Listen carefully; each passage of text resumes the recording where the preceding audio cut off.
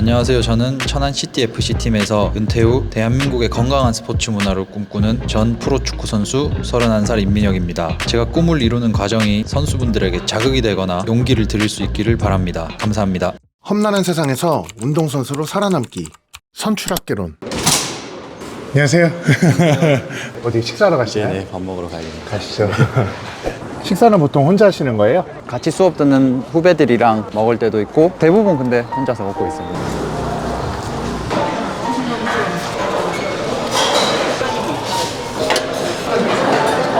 오늘 수업은 어떠셨어요? 오늘 오전이 사실 영어 강의라서 영어 강의. 네, 전부 다 영어로 하기 때문에 알아들으시나요? 아니요, 잘 못 알아들어요. 그래서 대충 흐름이 있는데 네.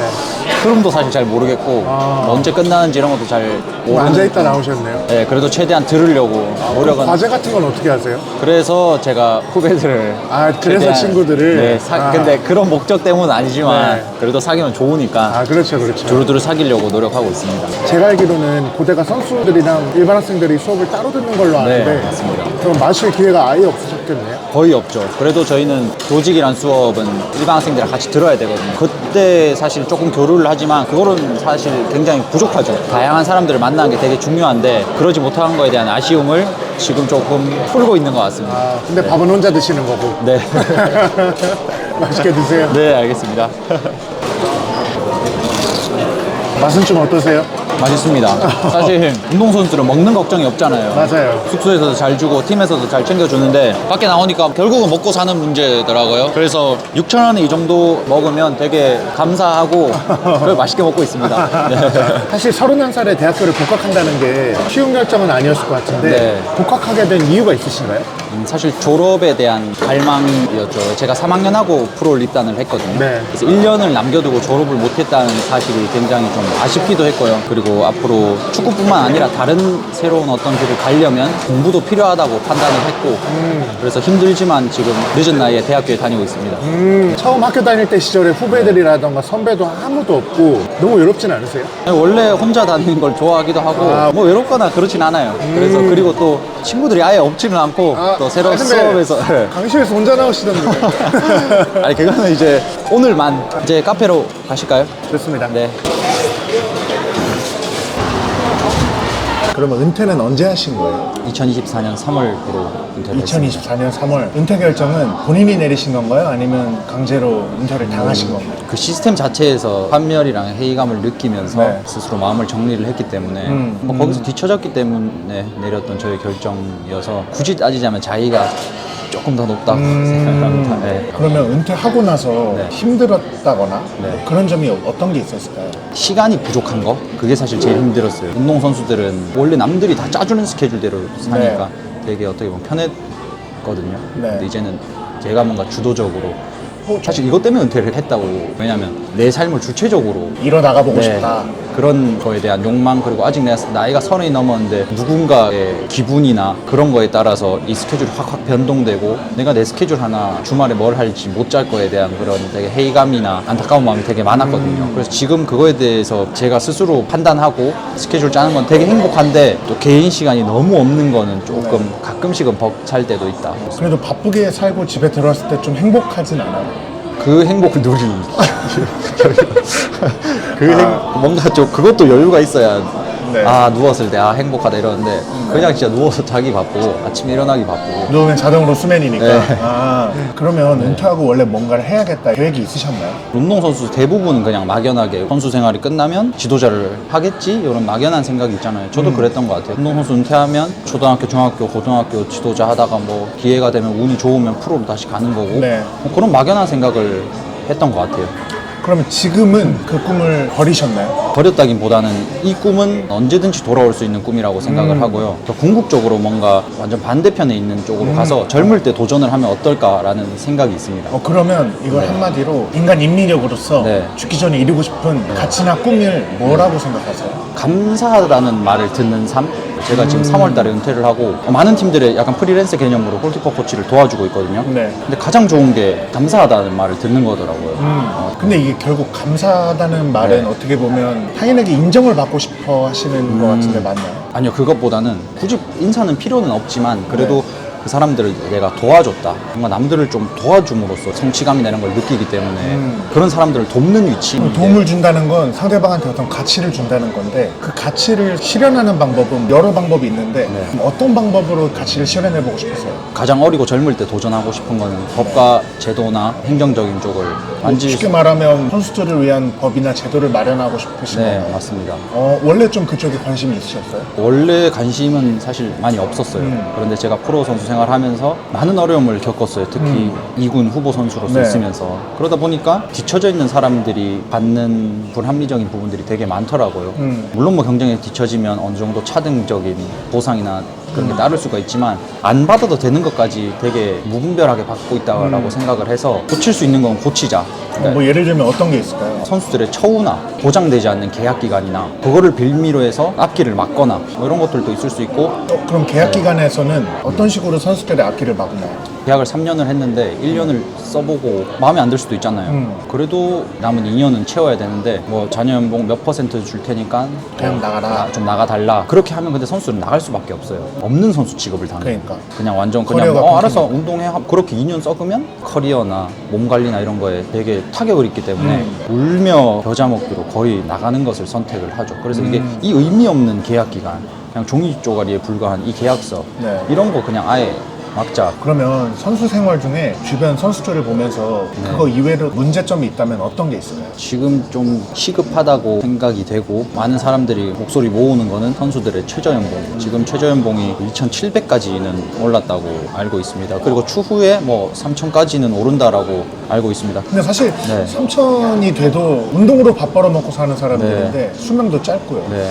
3천이라는 금액이 사실 굉장히 적긴 하네요. 네, 맞습니다. 물론 최저 연봉이긴 하지만 네, 사실 3천만 원 해서 운동 선수들이 운동에만 집중할 수 있는 환경이 절대 만들어지지 않을 것 같아요. 3천이면 얼마죠? 한 300도 못 받는 250 정도 되네요. 네, 생활비 쓸 거 쓰고 장비나 먹는 거나 이런 것들 다 충족시키려고 하면 사실 되게 터무니없이 작은 금액. 근데 그래도 이 식대나 숙소비는 제공되지 않나요? 제공은 되지만 일정 돈을 지불해야 되고 또 지금은 이제 숙소나 이런 것들도 다 없어지는 추세라서 왜냐면 프로 선수들이 뭐 숙소 생활할 게 뭐가 있냐 왔다 갔다 하면서 자기 몸 관리 자기가 하는 거고 우리는 프로기 때문에 운동 시간에만 모이자. 그러기엔 너무 집과 소속팀이 너무 멀 수도 있잖아요. 그렇죠. 예를 들어 그래서- 제주 FC 이런 맞아요. 경우는 무조건 제주에 살아야 되는 거 아닌가요? 그러면 뭐 자기 방도 뭐 따로 구해야 되고 뭐 어느 직장이나 다 똑같겠지만 뭐 1년에 한 번씩 팀을 옮길 수도 있고 그런 사정상 터무니없이 작은 금액이다. 그럼 평균 임금이 어느 정도는 돼요? 최저 연봉을 제가 봤을 때는 5천부터 시작이 돼야 된다라고 생각을 근데 하는데 사실 5천이 되려면 네. 특히 K리그 같은 경우는 세금이나 스폰서에서 나오는 돈으로 선수들이 임금을 지불하는 시스템이잖아요. 네. 근데 그러려면 그만큼 세금을 어디서 더 받아오던가 네. 아니면 다른 기업한테 스폰서를 추가로 받던가 해야 되는데 네. 그게 사실 쉽지는 않지 않을까요? 쉽지 않은 일이죠. 세금으로 사실 집안 살림을 더 늘린다거나 하는 거는 불가능한 일이고요. 하지만 이게 지금 당장 우리 돈 없어서 못해 라고 하는 것보다는 5천만 원이 되면 일단 좋은 선수들이 많이 들어올 거고요. 구단에서 뭐 2천만 원이면 쓸만하지 않은 선수들보다 그래 5천만 원 정도는 그래 저 선수 줄만하다 하는 선수가 계속 유입되면 K리그 자체의 질이 높아진다. 그러면 자금의 유동성이 더 좋아지고 시장의 판이 커질 수 있다. 그런데 지금 당장 돈 없는 팀들은 이걸 못하겠다라고 하면 싸게 유소년을 키워서 유소년을 판다거나 각자의 운영 방식이나 이런 것들은 다 다를 수 있다. 그러나 궁극적으로 가야 할 목표는 선수들의 최저연봉은 일단 올리자란 겁니다. 이게 막 돈 더 달라고 떼쓰는 게 아니라 사실 저랑 뭐 상관없잖아요 이미. 네네네. 그냥 축구판 전체가 다 잘 살기 판을 좀 위해서는 키워보기 그러기 위해서. 위해서는 일단 필요하다. 지금 K리그가 우승 네. 상금 같은 경우가 이것도 전부 스폰서에서 나오는 네, 상금인가요? 맞습니다. 상금이 지금 어느 정도? 제가 알기로는 5억으로 알고 있습니다. 근데 사실 5억이 물론 축구라는 타이틀에 비하면 작은 금액이지만 네. 5억이라는 금액이 산정됐다는 건 네. 시장에서 어떻게 보면 K리그 축구의 가치를 5억으로 판단하고 있는 거잖아요. 네, 부끄러워야죠. 조커인들은. 그 가치를 올려야지 사실은 기업들이 이 스폰서를 보장을 하고 이렇게 될 것 같은데 네. 그러려면 K리그 질을 사실 누군가는 뭔가 돈을 투자를 한다던가 그래야 네. 되는데 이게 실현되기가 좀 쉽지 않지 않을까요? 아니요, 저는 불가능하진 않다고 생각을 해요. 왜냐면 이제 앞으로 가면 갈수록 체육이나 스포츠에 대한 지원 그리고 사람들이 찾는 방향은 무궁무진하다고 생각을 해요. 지금 네. 벌써 이미 여자 풋볼, 풋살이나 이런 것들이 되게 활성화되어 있잖아요. 아이들 뭐 축구 교실 이런 것도 그렇고 그 사람들이 결국은 다 K리그 팬으로 유입될 수 있거든요. 그러면 앞으로의 시장은 무궁무진하다. 그러면 좀 더 큰 광범위 프리미엄 범위에서 대한민국 운동선수 시스템의 가장 큰 문제가 뭐라고 생각하세요? 좀 어려운 질문이에요. 여러 가지가 많겠지만 네. 뭔가 행정과 현장에 손발이 안 맞는 이 느낌?